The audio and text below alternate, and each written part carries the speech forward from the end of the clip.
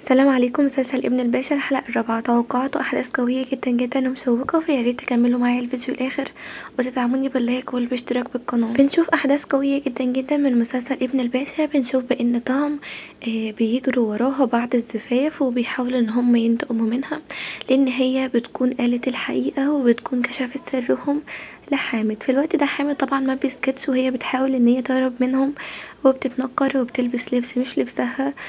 وبتحاول يعني تكون شخصية تانية، بس هما بيفضلوا يجروا وراها وبيكونوا عارفين ان هي طعم وما بيسيبوهاش. بعد كده بنشوف ان هي بتروح لاختها وبتكون مبسوطة جدا ان هي لقيتها، وبتفكر ان هي كده خلاص راحت لبر الامان، بس للاسف بيفضلوا يجروا وراها لحد لما بيمسكوها وبيبقوا عايزين ينتقموا منها. بعد كده حامد بيكون طبعا مستغرب ان هي ازاي اختفت كده على طول، وان هي ما صدقت ان هي تخلص العقد اللي كان ما بينهم.